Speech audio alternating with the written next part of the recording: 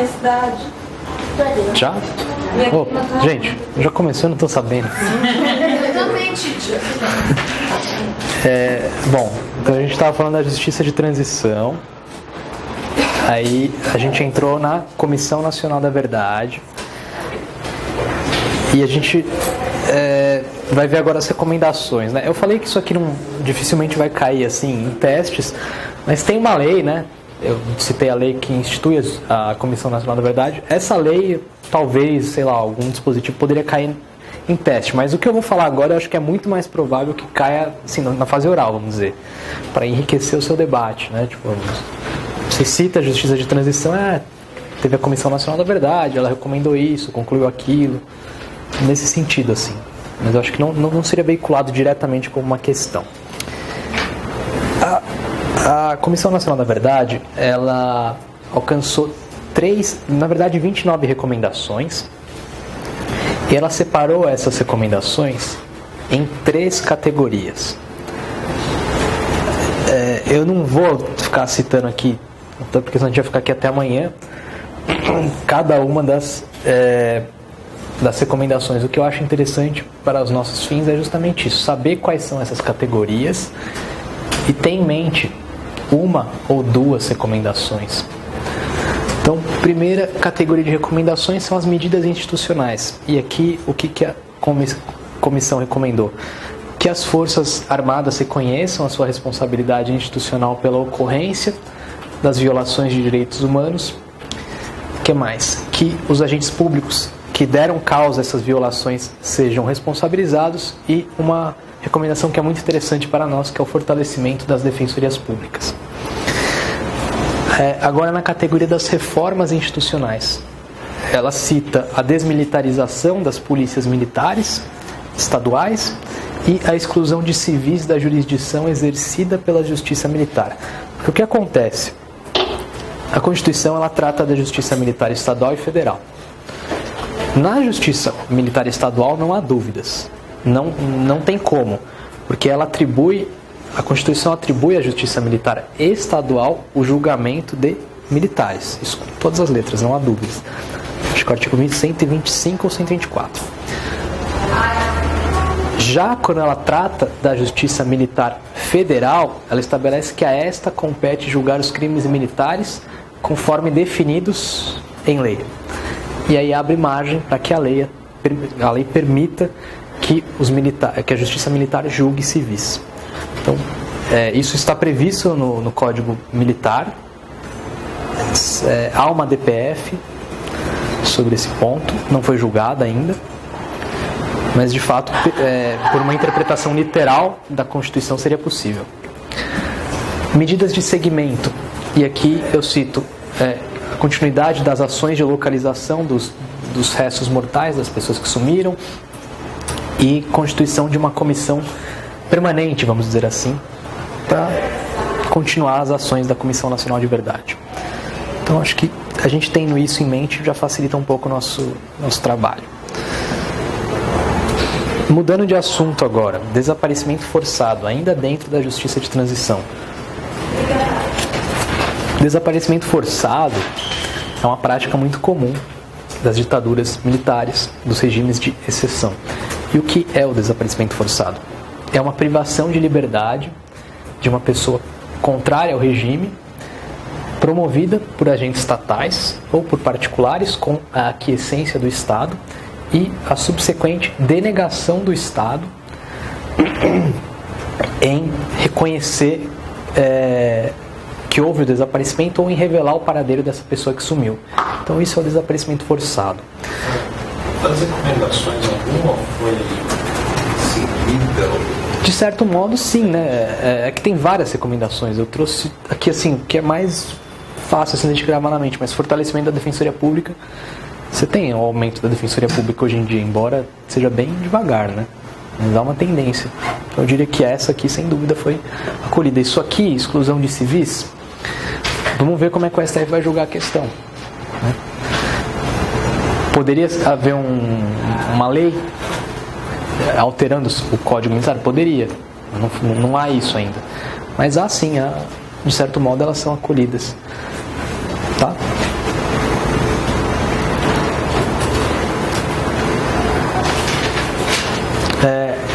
sobre o desaparecimento forçado, nós temos 2 convenções, ambas foram ratificadas pelo Brasil, uma no sistema da ONU, outra do sistema interamericano. E vejam aquilo que eu disse sobre o artigo 5º, parágrafo 3º, como ele dificultou a recepção das normas internacionais das normas internacionais de direitos humanos como normas constitucionais. Essas 2 convenções foram ratificadas pelo Brasil em 2016 e não foram ratificadas com a hierarquia de normas constitucionais. Então dificultou, veja só. Desaparecimento forçado eu já disse o que é: privação de liberdade de uma pessoa contrária ao regime, promovida por agentes estatais ou por particulares com aquiescência do Estado, e a denegação do Estado em reconhecer ou revelar o paradeiro da pessoa. Isso está definido no artigo 2º. Primeiro a gente abrange aqui, vamos analisar brevemente a Convenção da ONU. Ela define com outras palavras, mas a ideia é a mesma, aquilo que eu disse que é o desaparecimento forçado. Está no artigo 1º, parágrafo 1º, desculpa, no artigo 2º.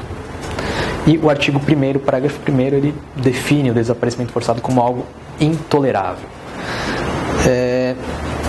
Não vou ler o dispositivo aqui porque é isso que eu quis dizer, é o que eu disse, com outras palavras. Bom, prescritibilidade. A convenção, embora pareça que, por ser um crime extremamente intolerável, deva ser tratado como um crime imprescritível, na verdade não é.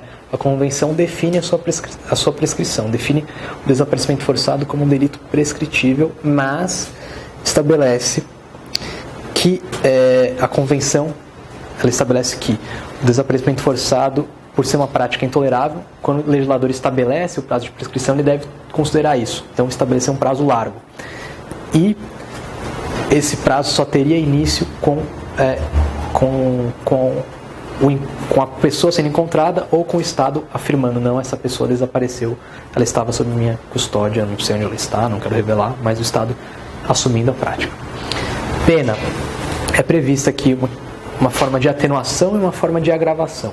A atenuação, quando o agente colabore para revelar o paradeiro da pessoa, e a agravação da pena quando essa prática seja cometida contra pessoas extremamente vulneráveis, como grávidas, por exemplo. Está previsto no artigo 7º, parágrafo 2º. Vítima, definida de modo amplo, não só aquele atingido pelo desaparecimento forçado, mas também toda pessoa que seja diretamente atingida, que sofram, melhor dizendo, um dano como resultado direto dessa prática. Os familiares, por exemplo. Manutenção e divulgação de registros oficiais, justamente para evitar o desaparecimento forçado. O Estado deve manter registros oficiais sobre as pessoas que são privadas de liberdade. São obrigações estabelecidas no artigo 17, parágrafo 3º, e é constituído um comitê contra o desaparecimento forçado nessa convenção. Comitê esse que, então, é encarregado de monitorar essa convenção. Ele assume a competência para examinar relatórios que o Estado submete periodicamente, e, se o Estado reconhecer, ele também pode processar petições individuais.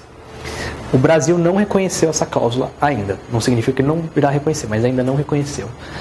E, ainda que o desaparecimento forçado seja um delito permanente, porque a sua consumação ela se protrai no tempo, enquanto não revelado o paradeiro da vítima, o comitê só tem competência para apreciar os fatos ocorridos após a ratificação da convenção.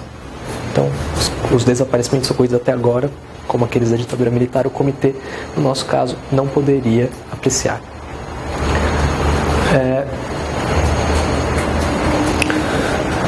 Agora, alguns pontos específicos sobre a Convenção do Sistema Interamericano.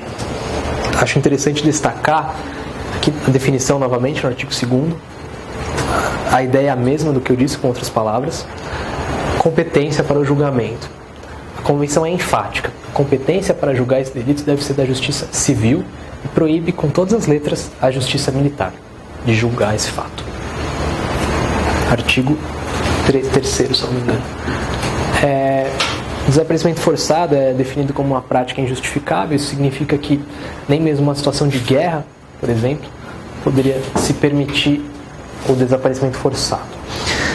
Estabelecimentos oficiais, novamente o Estado se torna obrigado a manter estabelecimentos e registros oficiais para que evite-se essa prática do desaparecimento forçado.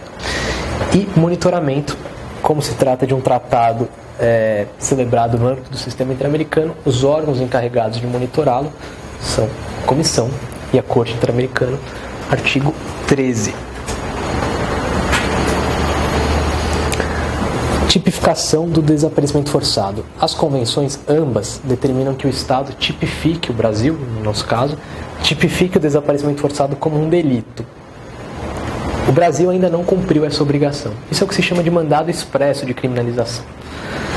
O Brasil não cumpriu essa obrigação, por hora. No momento, nós temos um projeto de lei do Senado, o projeto número 245 de 2011, que tem por objetivo introduzir no Código Penal o artigo 149A, tornando o desaparecimento forçado um delito e mais, tornando um delito hediondo. Mas isso é matéria que não se tornou lei ainda. Poderia surgir uma indagação. Se o desaparecimento forçado não é crime no nosso país, então não é possível a extradição dos agentes estrangeiros que sejam acusados desse delito? Na verdade, é possível, apesar da omissão legislativa. E é possível com base no quê? Para o STF, lembre-se, um dos requisitos da extradição é a dupla tipicidade. O fato tem que ser criminoso, tanto no território do Estado que requer a extradição, como no território do Estado que deve entregar aquele indivíduo. E o requisito da dupla tipicidade, no nosso caso, ele é atendido com base no artigo 148, parágrafo 1º, inciso 3 do Código Penal, que trata do sequestro qualificado pela privação superior a 15 dias. Então, apesar da omissão legislativa, é possível sim a extradição dos acusados de desaparecimento forçado. Isso foi veiculado pelo STF. Um outro ponto interessante sobre o desaparecimento forçado se refere ao ônus da prova. Se um Estado é demandado pelo desaparecimento forçado, isso no sistema internacional de proteção dos direitos humanos ou no sistema interamericano, quem tem o ônus da prova de comprovar esse fato? O próprio Estado, porque o Estado tem que manter registros oficiais das pessoas que estão sob sua custódia. Então o Estado deveria apresentar um documento falando, olha só, essa pessoa não foi detida por mim, portanto não sou eu o responsável pelo desaparecimento forçado. Tudo bem? Bom, sobre justiça de transição, é isso. Alguém tem alguma dúvida? Não? Vamos ver então, de repente, como que isso aqui poderia ser veiculado. Eu retirei essa questão da Defensoria Pública do Paraná, o concurso mais recente, e ela abrangeu algo que foi muito recente na época da prova, que é um precedente do STF sobre a prescritibilidade ou imprescritibilidade dos crimes de lesa humanidade.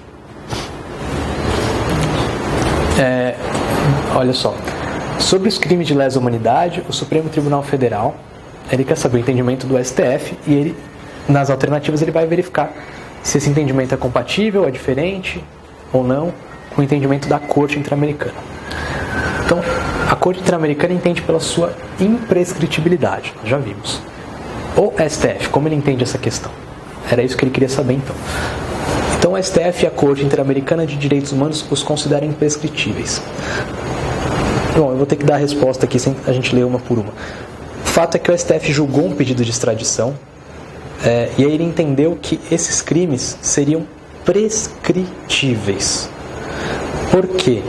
Porque no entendimento que prevaleceu, a prescrição ela é matéria de direito interno. De modo que, para que se admita um crime como imprescritível, tem que haver uma norma expressa nesse sentido. E o Brasil não ratificou a Convenção sobre a matéria. Então, não há como se admitir a imprescritibilidade desses crimes no nosso território, no entendimento do STF. Tudo bem? Então, a alternativa certa seria o STF os considera prescritíveis, enquanto a Corte Interamericana os consideram imprescritíveis.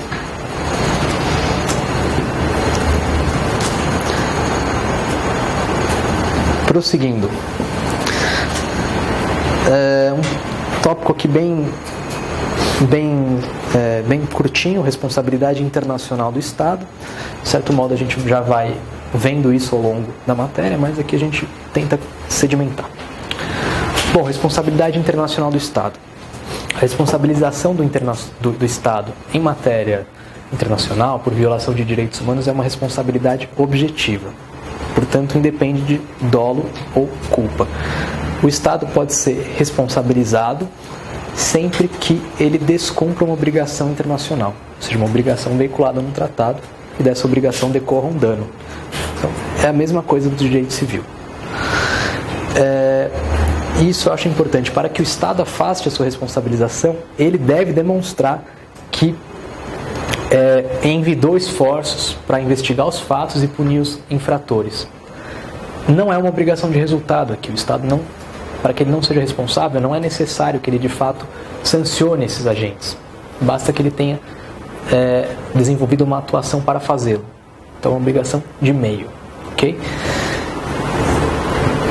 E tem uma questão sobre isso, recentíssima também na Defensoria Pública da Bahia, que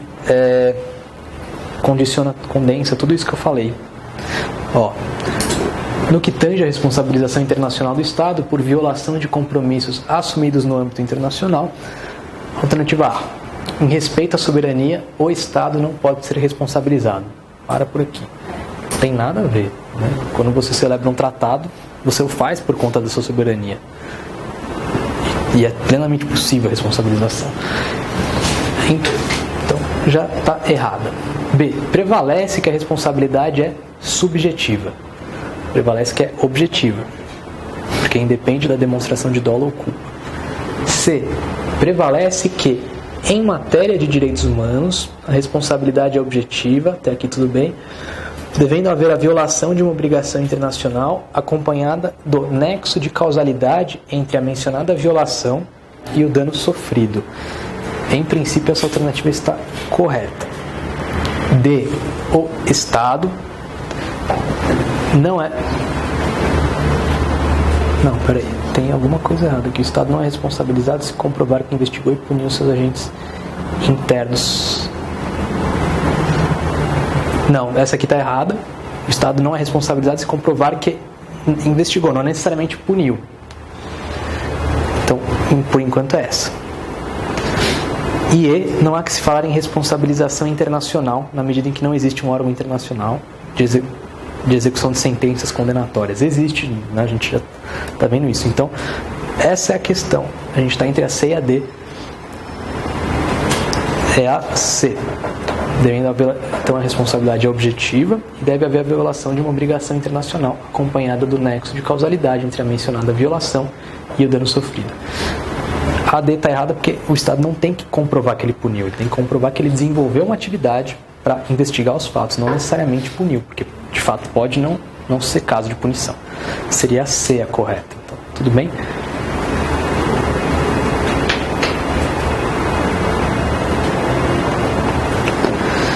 E agora a gente já está entrando no penúltimo tópico da nossa aula, que já é um tópico mais extenso.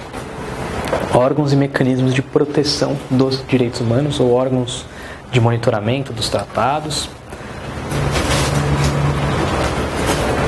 E o primeiro ponto aqui é uma classificação, né? A doutrina ela faz uma classificação em duas espécies. Primeiro ela fala na classificação quanto ao método e os mecanismos de implementação dos direitos humanos. E aqui nós teríamos 4 categorias de acordo com aquilo que cada tratado dispõe. Então, o primeiro sistema seria o sistema do peticionamento por indivíduos. Não sei se vocês vão se recordar, quando vocês estudaram direito internacional, não cai direito internacional na Defensoria Pública do Estado, mas a capacidade jurídica, quem são as pessoas de direito internacional? Inicialmente são só os estados. Só mais recentemente, né, e quando eu digo mais recentemente, é bem recente mesmo, que os indivíduos passam a ter a capacidade jurídica de direito internacional, que eles podem ser tratados como pessoas no direito internacional. E por isso que, inicialmente, quando a gente pegar os tratados mais antigos, o sistema de monitoramento é, via de regra, o sistema de relatórios. Só mais para frente que ou você tem um protocolo facultativo a esse tratado atribuindo a capacidade internacional para o indivíduo, ou mesmo nos tratados mais modernos, você teria essa possibilidade dentro do próprio corpo do tratado. Então, essa é a primeira espécie, um sistema de peticionamento por indivíduos. Por exemplo, Convenção contra a Tortura, o sistema da ONU. Sistema de investigações do comitê, ou seja, um comitê podendo investigar aquele fato, independentemente mesmo na verdade, devendo buscar a concordância do Estado. Por exemplo, o protocolo facultativo à Convenção sobre a Eliminação de todas as formas de discriminação contra a mulher, também no sistema da ONU. Sistema de apresentação de relatórios periódicos, que é o mecanismo tradicional. Você tem isso, por exemplo, no Pacto de Direitos Civis e Políticos.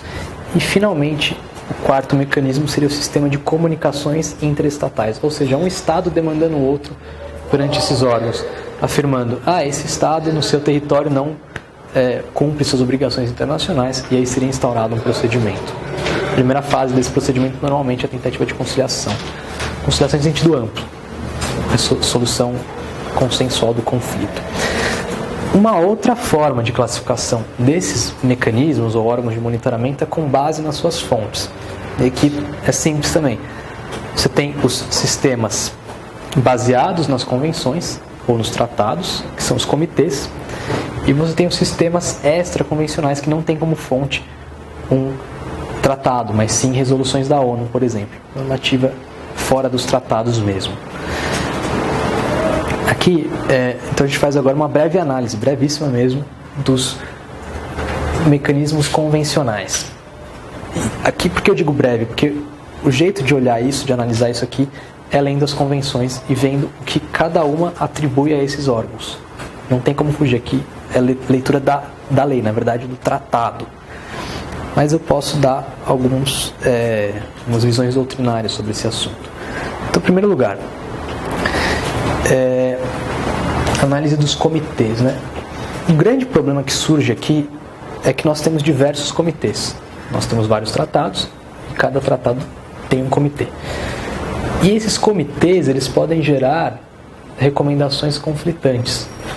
Um comitê apreciando alguma matéria sua alçada pode entender que houve violação e o outro comitê entender que não houve essa violação. Como que a gente concilia isso? Para o André de Carvalho Ramos, não há qualquer problema aqui, porque esses comitês eles emitem recomendações que não possuem força vinculante. Então, na verdade, não haveria nenhum problema. A única coisa que acontece é que você gera um descrédito do organismo, né? Eu ouso discordar aqui, eu acho que essas recomendações têm sim força vinculante, porque é elas que determinam a interpretação dos tratados. Então, se o Estado acolhe o tratado, ele deve se curvar à interpretação que o organismo internacional fixou. Acho que é sim vinculante, mas quem sou eu para falar isso? E um ponto que eu acho que é muito importante para a gente saber em concurso é saber quais são os comitês que têm competência para processar petições individuais. Isso costuma cair.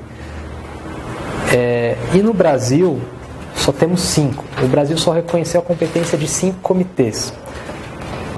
O Comitê de Direitos Humanos, que é do Pacto Internacional de Direitos Civis e Políticos, Comitê contra a Tortura, Comitê sobre os Direitos da Mulher, Comitê sobre os Direitos das Pessoas com Deficiência e o Comitê contra a Discriminação Racial. Então, esses 5, na forma como o Brasil celebrou o tratado, eles têm competência para apreciar as petições individuais. Acho que isso aqui tem que estar na cabeça fácil, assim. Já vi questão falando isso. Dos órgãos abaixo, qual tem competência para apreciar petições individuais? Tá? Então são os 5. Comitê dos Direitos Humanos, Comitê contra a Tortura, Comitê sobre os Direitos da Pessoa com Deficiência, Comitê sobre os Direitos da Mulher, Comitê sobre a Discriminação Racial. Isso que eles chamam de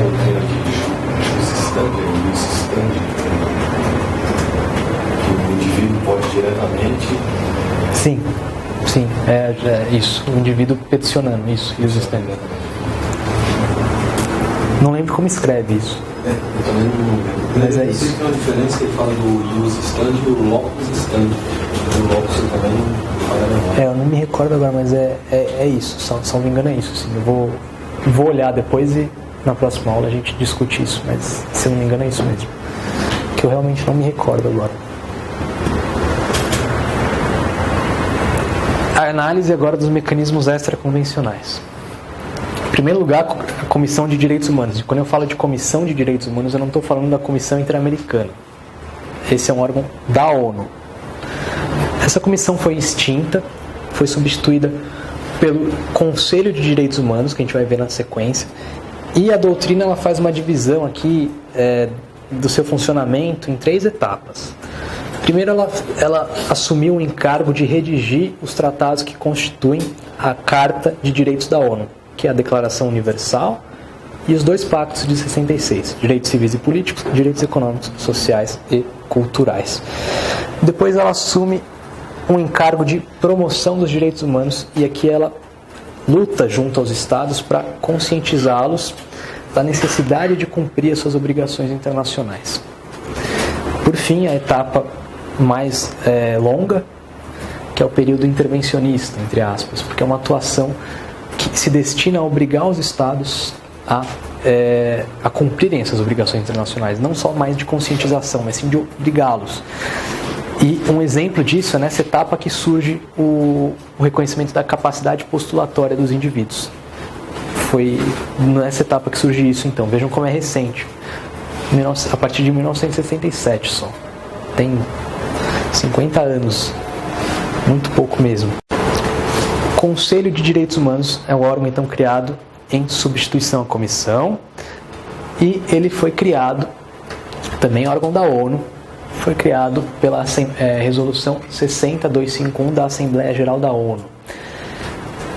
É um órgão intergovernamental composto de forma rotativa pelos Estados-membros da ONU, então você tem cada hora um Estado como parte dele, e a sua incumbência é fortalecimento e proteção dos direitos humanos em âmbito mundial.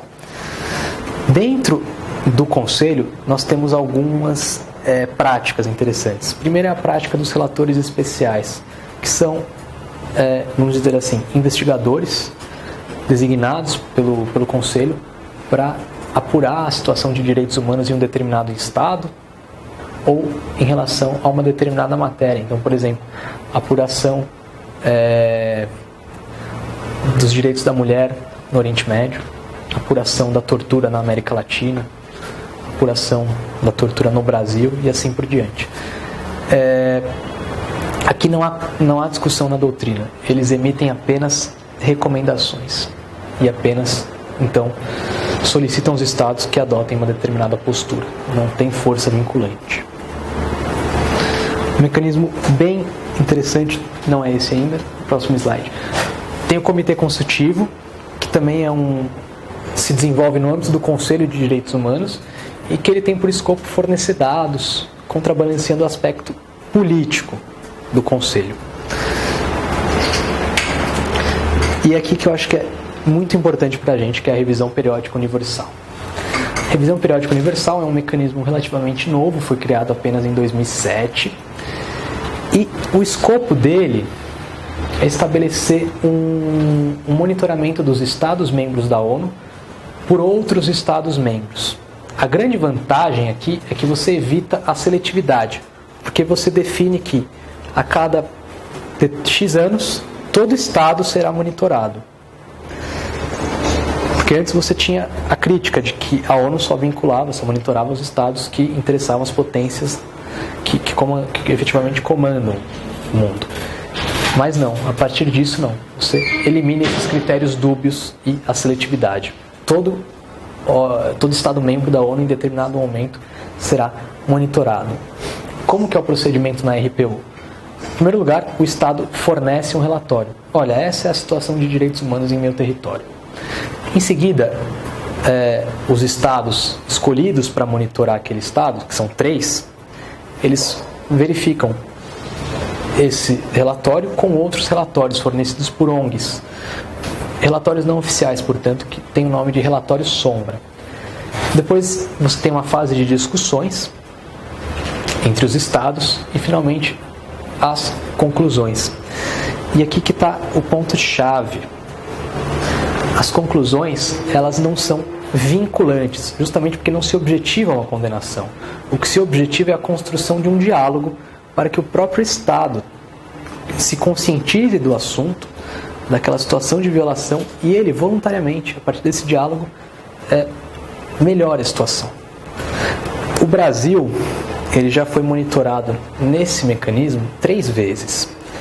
2008, 2012 e mais recentemente 2017. Novamente, eu acho que aqui a lógica é a mesma da Comissão Nacional da Verdade. A gente tem que saber um ponto ou outro aqui, não vejo questão do tipo, em 2008, quais foram as conclusões para o Brasil na RPU. Então, acho que a gente tem que saber para enriquecer o nosso debate no exame oral, por exemplo. Então, eu trago aqui uma outra recomendação, e novamente é bem curto mesmo, são 3, se vocês pegarem os relatórios, eles são muito maiores. Então, na RPU, o Brasil foi recomendado a federalizar o mais breve possível as graves violações de direitos humanos, melhorar o acesso à justiça e melhorar as condições do sistema prisional. Em 2012, por outro lado, você tem medidas para a desmilitarização da polícia. O Brasil expressamente rejeitou isso aqui, falou não dá, não está compatível com a minha Constituição. Ora, modifique a Constituição, você tem mecanismo para isso, se fosse esse o único problema, né? Investigar os assassinatos cometidos por agentes estatais, novamente algo muito caro à Defensoria Pública, e tomar medidas para solucionar crimes homofóbicos e transfóbicos. A violência homofóbica no Brasil também é muito grande. E o relatório RPU de 2017, que é a mais recente. Eu não achei esse relatório, acho que ele ainda não está disponível, mas tem um ponto que é muito importante também aqui, que eu li num artigo de um jornal, que o Estado brasileiro foi chamada a atenção do Estado brasileiro para a PEC, os problemas da PEC de congelamento dos gastos sociais, tão comemorada pelo nosso governo atual. A RPU afirmou que essa PEC ela viola as obrigações internacionais do Estado e ela vai agravar a situação de desigualdade social. Então foi criticada a nossa PEC, os gastos sociais. Tudo bem? Bom, mudando de assunto então, mas ainda dentro dos organismos não convencionais. Nós temos a chamada Instituição Nacional de Direitos Humanos. Aqui vocês têm 2 fontes. Primeiro, os princípios de Paris, da ONU, que dão a estrutura dessas instituições, e a Lei 12.986 de 2014, que, de certo modo, procura operacionalizar esse conceito no nosso território. O que são instituições nacionais de direitos humanos? São órgãos de composição plural, que, com uma atuação livre e independente, tem a incumbência de proteger, de analisar a situação de direitos humanos no território de um Estado. Composição plural, porque você tem órgãos representantes do Estado e representantes da sociedade civil. O que é a lei? A gente tem que saber aqui se a lei ela acolhe ou não a regulamentação dos princípios de Paris. Isso que é relevante para o nosso estudo. Então a gente tem que analisar brevemente a lei. Essa lei, 12.986, ela é uma lei que transforma o anterior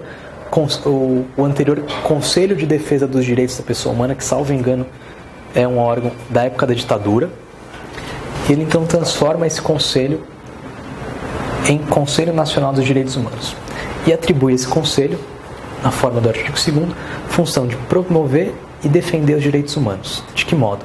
Por meio de ações protetivas, reparadoras, sancionadoras e preventivas. E, para isso, ele atribui a esse conselho prerrogativas e a possibilidade de aplicar sanções, que, como veremos, não são tão efetivas assim.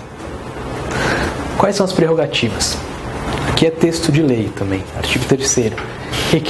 Artigo 5º, requisitar informações e documentos necessários à sua atuação, requisitar força policial e requerer a órgãos públicos vistorias, exames e inspeções e ter acesso a bancos de dados de caráter público. Então vejam que o nosso Conselho Nacional ele tem poder de requisição. Gravem isso. E as sanções? Tem sanções muito pouco efetivas. Primeiro, advertência. Segundo, censura pública. E terceiro lugar, recomendação. Recomendação. Para quê? Para que você tenha extinção de um cargo na administração pública direta ou indireta, ou recomendação para que um órgão privado deixe de receber subvenções públicas. Mas o Conselho não pode aplicar isso desde logo, ele recomenda. Recomenda um órgão competente. Então recomenda a Secretaria de Estado, etc. Mas ele não adota isso imediatamente. Composição do Conselho. O Conselho ele é composto por 22 membros de forma paritária. 11 membros representantes do Estado, 11 membros representantes da sociedade civil. No que se refere aos membros do governo, do Estado, eles são nomeados, escolhidos pelos chefes, ministros, presidentes das instituições respectivas. Vocês não têm que saber aqui cada um desses membros. Só tem que saber um ponto importante aqui, que há a previsão de um membro representante da Defensoria Pública da União. Da União. E os membros representantes da sociedade civil são representantes da OAB, representantes do Conselho Nacional de Procuradores Gerais do MP do Estado e do MP da União e dois membros representantes da sociedade civil, efetivamente, que desenvolvam atuação relacionada às atividades de organizações civis. Estes dois indivíduos, só estes dois, eles têm um mandato de 2 anos. Os outros são de livre nomeação, portanto, livre exoneração. Só estes que têm mandato. Isso vai ser importante para a nossa conclusão. É remunerado? Não. Não é não. Tem que ser interamericano? Defensor interamericano? Não tem. É Defensor Público da União. É um órgão nacional. Esse Conselho Nacional de Direitos Humanos ele é um órgão nacional e na sua composição de membros representantes do governo, do Estado, você escolhe um Defensor Público da União. Qualquer Defensor Público da União. Tá? Quem nomearia esse Defensor Público da União seria o Defensor Público Geral da União. Tá? E agora o que eu acho que é mais relevante aqui, a gente verificar se os princípios de Paris foram recepcionados pela nossa legislação ou não. E por 2 motivos a conclusão é não foram recepcionados. Em primeiro lugar, não foi observada a exigência de atuação independente. Por que não? Porque você só tem 2 membros com mandato fixo. Os outros são livremente nomeados. Então, não atuam com independência. Em segundo lugar, os princípios de Paris, eles até admitem a atuação de representantes governamentais nessas instituições, mas eles não podem atuar nas decisões, eles apenas atuam a título consultivo e a nossa legislação permite que eles atuem efetivamente na tomada de decisões, não atuam apenas como título consultivo. Tudo bem? Então a conclusão é essa, é de que por esses 2 motivos não há uma atuação independente e permite-se que os representantes do Estado, do governo, tomem decisões. Nós não recepcionamos os princípios de Paris. Prosseguindo. Tribunal Penal Internacional. Bom, aqui tem um ponto que a gente tem que tomar cuidado. Já foi objeto de indagação. O Tribunal Penal Internacional, ele é oriundo do Estatuto de Roma. O Estatuto de Roma, ele foi celebrado em 98.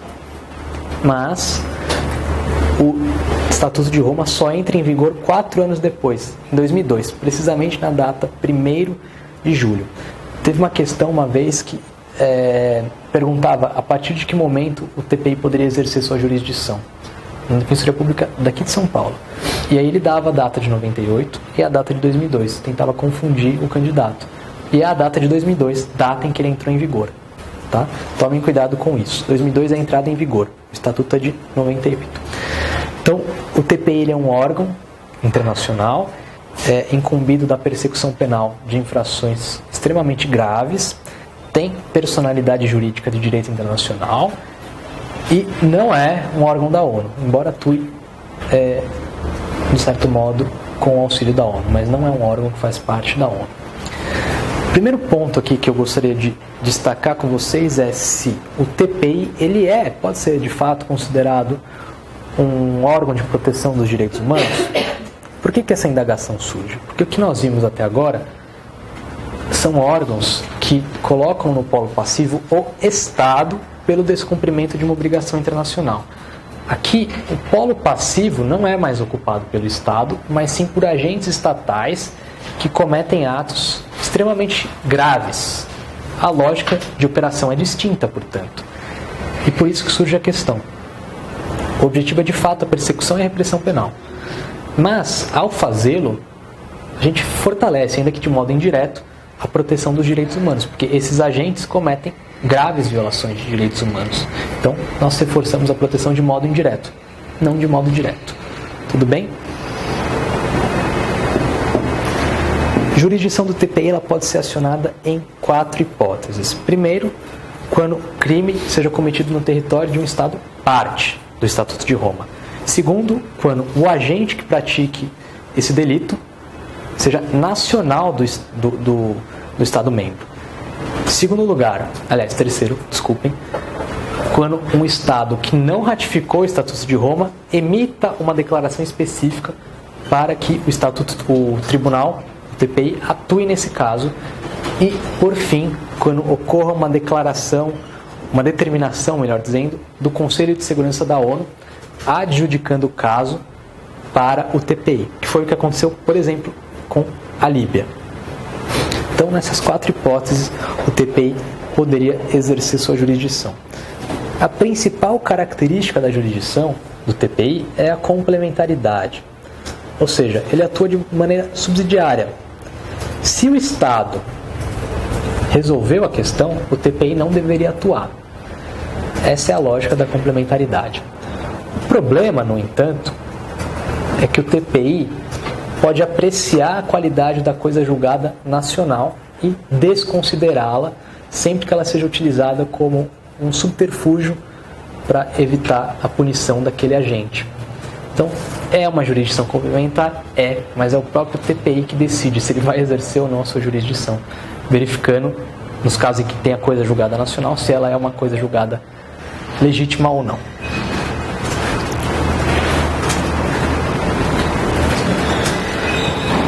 Quais são os crimes de competência do TPI? Nós temos atualmente 3 crimes que foram aqueles definidos na redação originária do TPI. Crime de guerra, crime contra a humanidade e o genocídio. Esses 3 crimes atualmente. Vai entrar em vigor ainda, é necessário uns procedimentos complementares, mas já tem um número mínimo de ratificações para isso. O crime de agressão, por hora, não está em vigor. Mas então nós temos esses 3 já: crime contra a humanidade, genocídio, crime de guerra e futuramente o crime de agressão. Tudo bem? Todos esses crimes só podem ser apreciados se praticados após a data de entrada em vigor do Estatuto de Roma, 1º de julho de 2002. E, especificamente, o crime de agressão, 1 ano decorrido o prazo de sua entrada em vigor. Ok?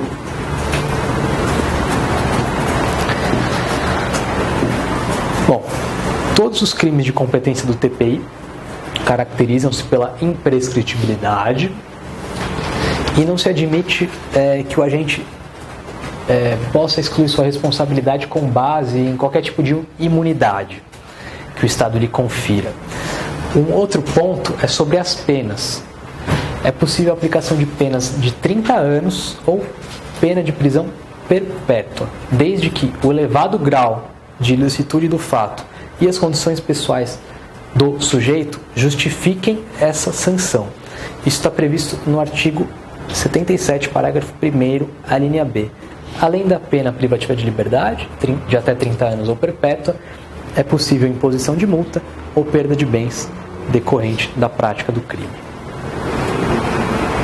Perda de bens conquistados com a prática do crime. Esse crime de agressão, isso é tipo de agressão que foi muito genérico, né? Não, é crimes desenvolvidos no contexto de guerra. Agressão ilícita entre estados. Ah, tá, entre estados soberanos de Depois tem que dar uma olhada no tratado, mas é que assim, eu não desço em minúcia porque não costuma cobrar isso. Não fala assim, o crime de agressão configura-se assim, o crime contra a humanidade configura-se assim. O que costuma cobrar são esses crimes em geral, assim, quais são os crimes de competência? Entendeu? Vocês não têm que saber, não tem o tipo penal, vamos dizer assim. É mais geral. Tem que saber isso. Esses 4 crimes. Atualmente 3, mais pra frente a agressão. Tá? Você não tem que saber de fato o que é agressão. Mas é práticas no contexto de uma guerra, uma agressão injusta entre Estados. É genérico, mas é isso. Todos eles são genéricos. Não. Se você pegar o estatuto, quer ver? Eles são definidos. Não descem a essa minúcia. Mas, por exemplo, crime contra a humanidade que está previsto no artigo 7º. Parágrafo 1º. Para os efeitos do presente estatuto, entende-se por crime contra a humanidade qualquer um dos seguintes. Quando cometido no quadro de um ataque generalizado ou sistemático contra qualquer população civil, havendo conhecimento desse ataque. Aí ele fala homicídio, extermínio, escravidão, e vai descendo as minúcias assim. Mas isso, pelo menos até hoje, nas defensorias públicas, não foi cobrado que você saiba que constitui cada delito. Menos que você saiba a competência do TPI. Por isso que eu não desço a minúcias. Se você pegar, por exemplo, o crime de genocídio, o artigo 6º define: para os efeitos do presente estatuto, entende-se por genocídio qualquer um dos atos que a seguir se enumeram, então ele vai descer minuciosamente depois, e ele traça o escopo, praticado com a intenção de destruir, no todo ou em parte, um grupo nacional, ou étnico, racial ou religioso, enquanto tal. Você tem um precedente, por exemplo, eu não me lembro o nome do caso, mas que foi considerado crime de genocídio, porque tem uma tribo na África, que quando a mulher não me recordo agora se quando a mulher é estuprada ou quando ela comete quando ela pratica ato sexual com um membro diverso da tribo, acho que é isso, quando ela pratica ato sexual com um membro diverso da tribo, ela não pode mais conceber filhos dessa tribo.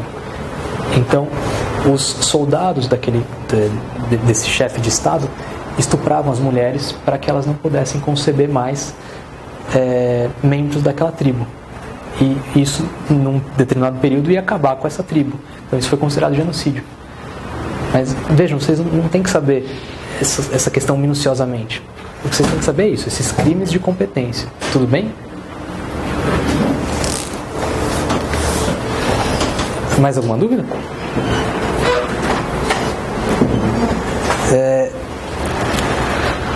Bom, ainda dentro do TPI, quando o Brasil ratificou o TPI, você tem alguns questionamentos.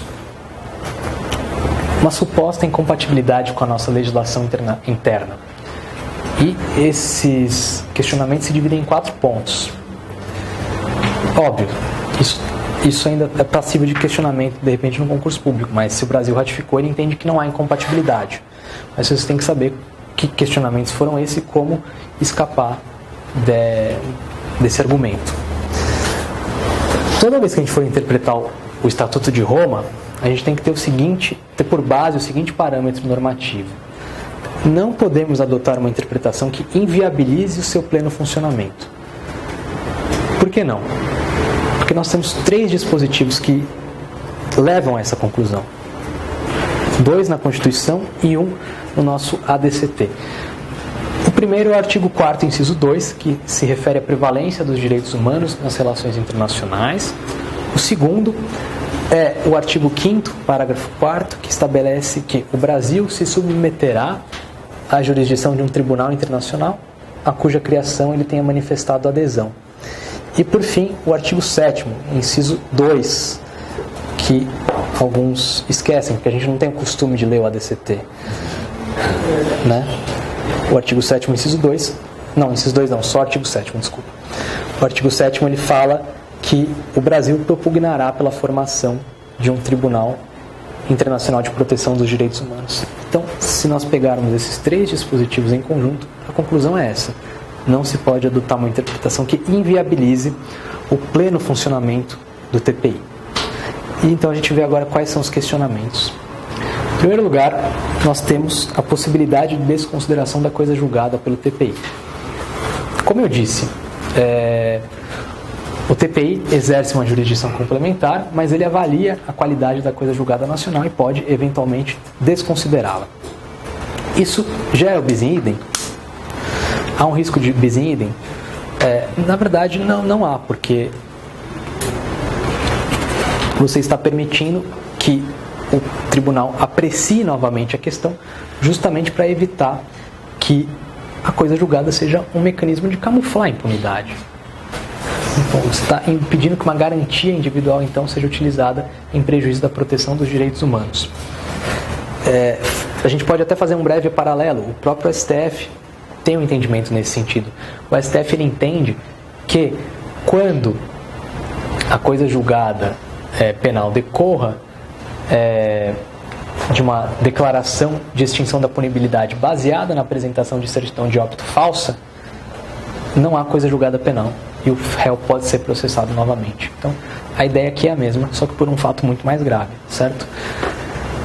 Segundo ponto que desperta uma possível controvérsia com a nossa legislação: imprescritibilidade dos crimes, né?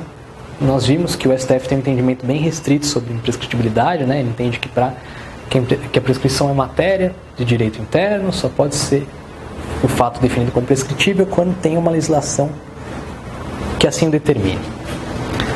Os crimes do TPI, todos eles são imprescritíveis.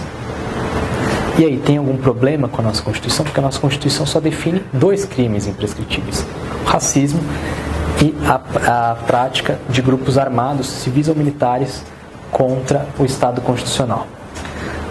O parâmetro aqui é o seguinte: os crimes que a Constituição define são tão reprováveis quanto aqueles do TPI. Então, o TPI também pode estabelecer a imprescritibilidade nesses casos. Novamente, não há nenhum problema aqui. O conflito é meramente aparente. Possibilidade de aplicação de pena perpétua. A Constituição, nós sabemos, não admite a aplicação da pena perpétua. Artigo 5º, inciso 46, a linha 47, a linha B. Bom, isso viola a nossa Constituição, admitir que o TPI aplique pena de prisão perpétua?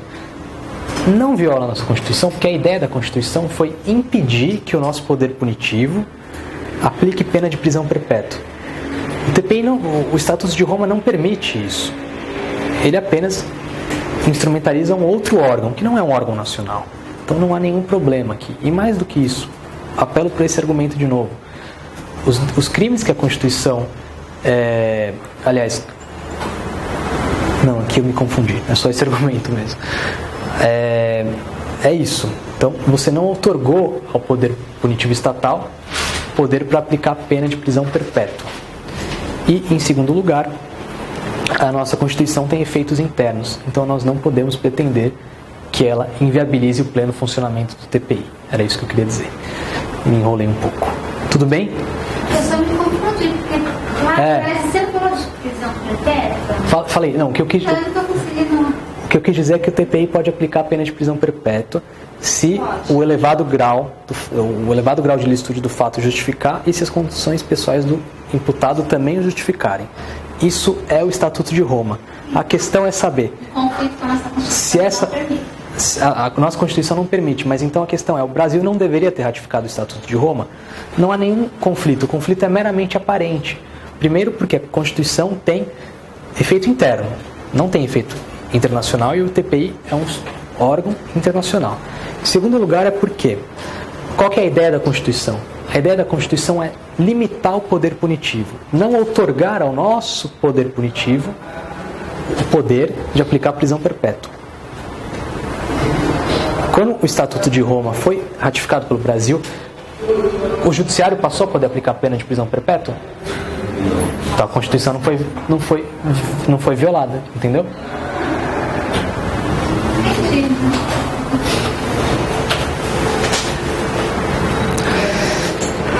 D. Esse também é um ponto sensível. O Estatuto de Roma estabelece um instituto que se chama entrega ou surrender, que nada mais nada menos é do que a entrega do sujeito acusado para ser processado. Aqui teria, em tese, um conflito com a extradição, porque se nós aplicarmos a entrega, o Brasil poderia entregar brasileiros natos, não tem nenhum problema. Um breve paralelo aqui: extradição na Constituição. Brasileiros natos não serão extraditados em nenhuma hipótese. Brasileiros naturalizados não serão extraditados por crimes cometidos antes da naturalização.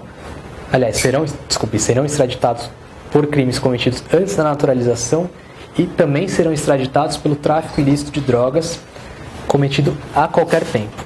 E os estrangeiros não serão extraditados por crimes de opinião e crimes políticos. Fecha o parênteses. Então, se o Brasil não pode extraditar brasileiros natos, isso significa que ele não poderia entregar brasileiros natos? Como é que a doutrina soluciona esse impasse? Ela sustenta que são institutos distintos. Ambos são institutos de cooperação jurídica internacional. A extradição, cooperação jurídica entre órgãos, aliás, estados soberanos. E a entrega, surrender, cooperação jurídica internacional entre um estado soberano e um organismo internacional. De modo que quando a Constituição proibiu a extradição, ela não proibiu a entrega. Porque são institutos distintos, ainda que isso seja questionável. Você poderia falar, não, mas tem que ser interpretado amplamente. Mas aí eu volto para o parâmetro interpretativo. Não posso adotar uma interpretação que inviabilize o pleno funcionamento do TPI. Mas a interpretação pode. Sim. Por fim, para a gente acabar o TPI, duas questões que me parecem interessantes para uma perspectiva crítica. Em primeiro lugar, o TPI reforça aquele argumento de que os direitos humanos têm um caráter imperialista, são utilizados pelas potências para atender a sua lógica de expansão do seu domínio. Por quê? Porque se vocês pegarem todos os casos do TPI, todos só foram julgados agentes de estados subdesenvolvidos, como se só eles cometessem os crimes do TPI. Eu vi uma notícia que havia indícios de que os Estados Unidos teriam cometido delitos de competência do TPI na guerra contra o Afeganistão. Mas até hoje eu desconheço que alguém tenha sido julgado ali. Então, reforça o caráter imperialista. O Bush nunca vai responder. Nunca, ninguém. Reforça o caráter imperialista, então. Seria uma arma das potências, tomando por base aquela teoria crítica que vocês viram com a Júlia. Por fim, a segunda crítica, e aqui a gente tem que fazer um diálogo com a criminologia, que você tem uma contradição lógica. Como é que você quer proteger direitos humanos por meio de um aparato repressivo?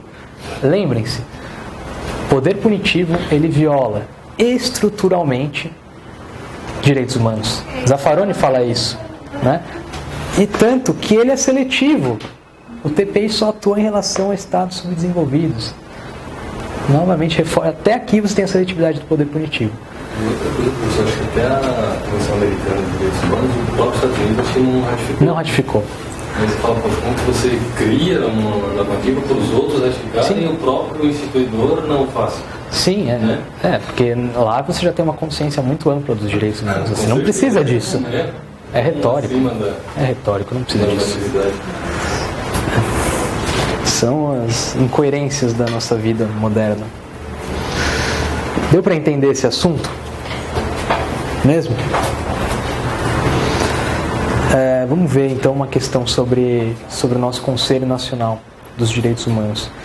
Ele perguntou especificamente sobre a Lei 12.986 de 2014, Defensoria Pública de Santa Catarina.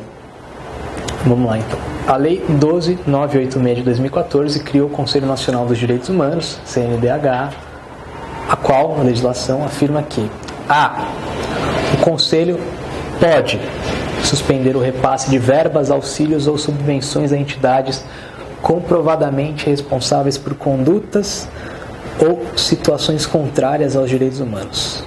O Conselho pode fazer isso? Por sua própria atuação, pode? Não, ele pode recomendar. Então a alternativa A estaria incorreta. B. O Conselho tem a atribuição de realizar ou determinar diligências investigatórias, inclusive inspeções, e tomar depoimentos de autoridades e agentes federais, estaduais e municipais.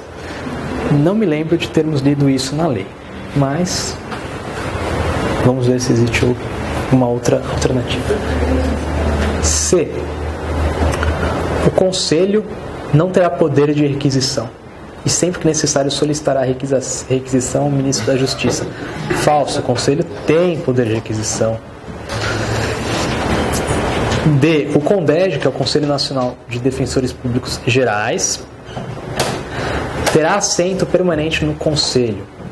Existe essa disposição na lei, pelo que nós vimos? Não. Por fim, a E. As defensorias públicas estarão presentes através de um membro da DPU. É justamente o que se prevê, seria essa a alternativa correta. Então vejam que foi suficiente uma leitura da lei. Algumas questões basta a leitura da lei, outras têm um viés mais doutrinário. Tá? Bom, último tópico da nossa aula de hoje. Carta Africana dos Direitos Humanos dos Povos. Novamente aqui é um breve apanhado, porque isso foi inserido no edital da Defensoria Pública aqui, no 7º, não caiu. Então, vou fazer um breve apanhado. Contexto da Carta Africana. A Carta Africana ela é celebrada a partir de uma ideia de obtenção da independência dos povos africanos e reforço do seu caráter de solidariedade. Então, esse é o contexto. Luta pela independência. Reforço da solidariedade africana. A Carta já está em vigor desde outubro de 86 e essa ideia de luta pela independência a gente pode analisar, deduzir a partir do artigo 20, parágrafo 1º. Todo povo tem direito à existência, todo povo tem um direito imprescritível e inalienável à autodeterminação. Ele determina livremente o seu estatuto político e assegura o seu desenvolvimento econômico e social, segundo a via que livremente escolheu. Outro ponto que a Carta procurou eliminar, vamos dizer assim, foi o neocolonialismo. Isso está inserido no parágrafo 2º. Os povos colonizados ou oprimidos têm o direito de se libertar do seu estado de dominação, recorrendo a todos os meios reconhecidos pela comunidade internacional. Então, essa é a lógica de celebração da Carta Africana dos Direitos Humanos. A Carta Africana dos Direitos Humanos, eu acho isso muito interessante. Ela reconhece o caráter unitário dos direitos humanos. Lembrem-se que nós vimos na aula passada. Os direitos humanos são unitários, porque todos eles são imprescindíveis para a tutela da dignidade humana. E por isso, a Carta Africana, ela não faz uma divisão entre os direitos. Na sua primeira parte, ela estabelece no capítulo 1 os direitos, e não faz uma distinção de categorias. E no capítulo 2, da primeira parte ainda, ela trata dos deveres. E isso também é expresso, é taxativamente afirmado no preâmbulo da Convenção.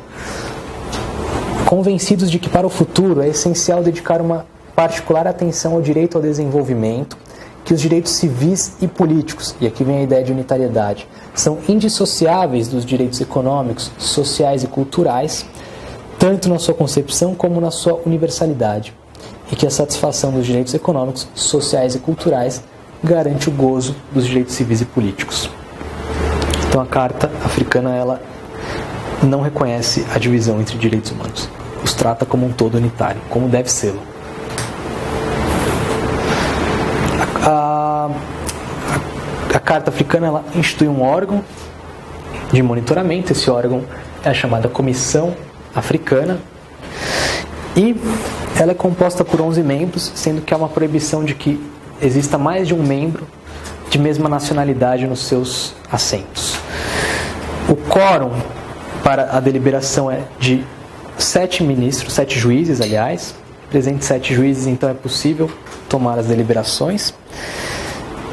Havendo empate, o voto de qualidade é do seu presidente e o mandato é de 6 anos, permitida a renovação. Eu achava que essas questões, assim como composição dos órgãos, não caíam, mas teve uma questão, acho que foi na Defensoria Pública do Paraná, que perguntou sobre a composição da comissão ou da corte, se eu não me engano. Então, uma coisa que a gente às vezes passa batido, é importante ter em mente. Bom, atribuições da comissão, ela tem 4 atribuições: promover os direitos humanos, assegurar sua proteção, como não poderia deixar de ser diferente, interpretar os dispositivos da Carta Africana, então é aquela ideia de res interpretata, análise de relatórios bienais e, por fim, executar quaisquer outras tarefas que lhe sejam confiadas pela Conferência dos Chefes de Estado e de Governo. Então, digamos assim, as suas atribuições não seriam taxativas, meramente exemplificativas. E, para finalizar, como que eu aciono a comissão? A comissão pode ser acionada por estados ou por indivíduos. Os estados, para que acionem a comissão, eles devem ter previamente uma tentativa de solução consensual. Feito isso, eles podem acionar a comissão. Está previsto nos artigos 47 e 48. Além disso, a comissão também pode ser acionada por indivíduos. Para isso, você tem um juízo, a comissão vai exercer um juízo de admissibilidade dessa petição, vai verificar se ela é admissível. Esse juízo depende do voto da maioria absoluta dos membros, artigo 55, parágrafo 2º, e está condicionado a 3 requisitos: qualificação do peticionário, descrição do fato e apresentação dessa petição em um prazo razoável, contado do esgotamento dos recursos internos.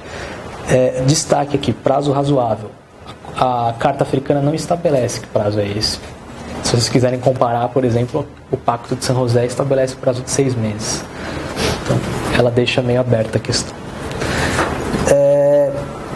Não encontrei nenhuma questão sobre a Carta Africana, então, por hoje é isso. Se alguém tiver alguma dúvida, estou à disposição. Obrigado, gente.